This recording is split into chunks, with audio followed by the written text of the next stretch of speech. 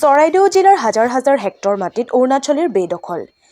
নিশ্চিহ্ন হোৱাৰ পথত ঐতিহাসিক লাহদৈগড় অসম অৰুণাচল আৰু নাগালেণ্ড ৰাজ্যৰ ত্ৰিবেণী সংগম চৰাইদেউ জিলা এসময়ত আহোম ৰাজধানী চৰাইদেউৰ হাজাৰ হাজাৰ হেক্টৰ মাটিত দুইখন চুবুৰীয়া ৰাজ্যই বেদখল কৰি গুজেই গজালিত পৰিণত হৈছে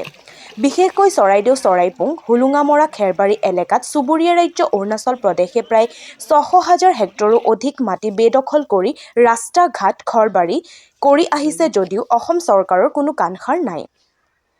অতি পৰিতাপৰ বিষয় আহোম স্বৰ্গদেউ প্ৰতাপ সিংহই নিৰ্মাণ কৰা ঐতিহাসিক লাহদৈগড়টো একাংশ অৰুণাচলীয়ে ঘৰবাৰী নিৰ্মাণ কৰি বেদখল কৰাৰ অভিযোগ উত্থাপিত হৈছে সাপেখাতিৰ পৰা মনোজ বৰাৰ ৰিপৰ্ট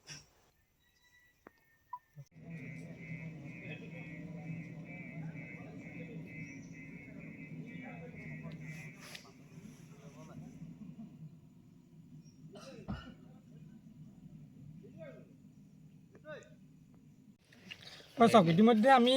আহি এই ঘৰালিস্থিত যি আচলতে অৰুণাচলী আগ্ৰাসন হোৱা এই স্থলী আমি পৰ্যবেক্ষণ কৰিছোঁ আৰু ইতিমধ্যে স্থানীয় যিসকল ৰাইজ তেওঁলোকে কৈছে যে তেওঁলোকে এতিয়া বৰ্তমান শংকাত ভুগিবলগীয়া হৈছে গতিকে নগাই আমাৰ ঐতিহাসিক যি স্বৰ্গদেউ দিনীয়া এই যিটো গঁৰালীত তেওঁলোকে আগ্ৰাসন কৰিছে আৰু এটা কথা আমি আচলতে চিন্তিত হৈছোঁ কিয়নো সমগ্ৰ অসমতে এতিয়া নগা আগ্ৰাসনৰ সমস্যাটো এটা প্ৰধান সমস্যা ৰূপে চিহ্নিত হৈছে গতিকে আমি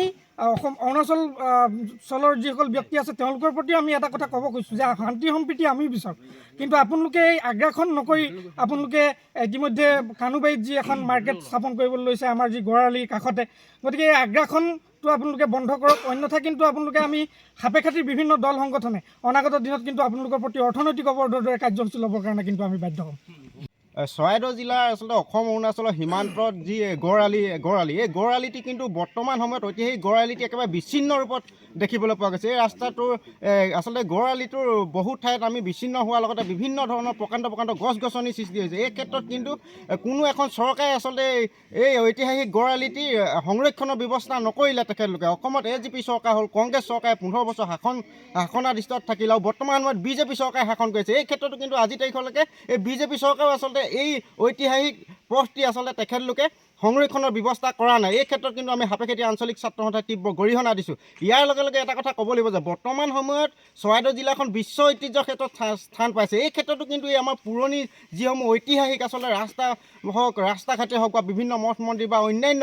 যিসমূহ কীৰ্তিচিহ্ন এইসমূহ কিন্তু যেনেধৰণে সংৰক্ষণ কৰিব লাগে তেনেধৰণে কৰা নাই তাৰ পৰিপ্ৰেক্ষিতত আজি তাৰিখত এই গড়ালিটোৰ এনেধৰণৰ অৱস্থা হৈছে ইয়াৰ লগে লগে আৰু এটা কথা আমি আজি ইয়াত আহি উপস্থিত হৈ দেখিবলৈ পাইছোঁ যে অৰুণাচলী বহু লোকে কিন্তু ইয়াত খেতি পথাৰ কৰিবলৈ লৈছে অসমৰ মাটিত লগতে কিছু আচলতে ঘৰ সজা আমি দেখিবলৈ পাইছোঁ এই ক্ষেত্ৰতো কিন্তু আজি তাৰিখত আমাৰ প্ৰশাসন হওক বা এই শাসনাধিষ্ঠ চৰকাৰখনে নীৰৱ ভূমিকা পালন কৰিছে এই ক্ষেত্ৰত আমি পুনৰ আজি সংবাদ মাধ্যমৰ যোগেদি আচলতে দাবী জনাইছোঁ যে চৰকাৰ আৰু প্ৰশাসনলৈ যে অতি শীঘ্ৰে এই গড়ালিটো বেদখলমুক্ত কৰক লগতে গড়ালিৰ সংৰক্ষণৰ ব্যৱস্থা কৰক অন্যথা কিন্তু আমি সাপেখাতি আঞ্চলিক ছাত্ৰ সন্থাই পৰৱৰ্তী সময়ত তীব্ৰতৰভাৱে আন্দোলনৰ দৰে কাৰ্যসূচী হাতত তুলি ল'বলৈ বাধ্য হ'ম আজি আমি বিভিন্ন দল সংগঠনে আহি পিনে আমি আজি ইয়াত উপস্থিত হৈছোঁহি ঐতিহাসিক প্ৰতাপ সিংহৰ ৰাজত্বকালত নিৰ্মাণ হোৱা যি লাহদৈগড় গড়ালি আৰু এই গড়ালিটোত আমি দেখিবলৈ পাইছোঁ যে একেবাৰে ৰাস্তা সদৃশ নাই ইয়াত কোনো ধৰণৰ অহা যোৱাৰ ক্ষেত্ৰত একো সুবিধা নাই ৰাস্তাটো জৰাজীৰ্ণ অৱস্থাত আছে আৰু আমি যিটো ইটো পাৰে আমি দেখিবলৈ পাইছোঁ যে অৰুণাচল লোকসকলে ইয়াত আহি পিনে বিভিন্ন ধৰণৰ খেতি বাতি গছ গছনি ৰোপণ কৰি পিনে তেওঁলোকে দখল কৰিছে আজি আমি ইয়াৰ পৰাই আপোনালোক সংবাদ মাধ্যমৰ যোগেদি আমি চৰকাৰক তথা প্ৰশাসনক আমি দাবী জনাইছোঁ যে অতি সোনকালে যি আহোম যুগৰ যি ঐতিহাসিক গড়ালি এই গড়ালিটো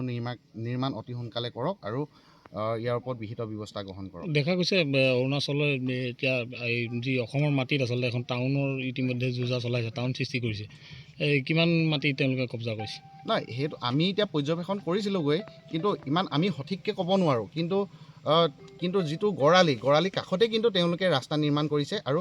যিটো গড়ালিৰ ৰাস্তা তাত মানে তেওঁলোকে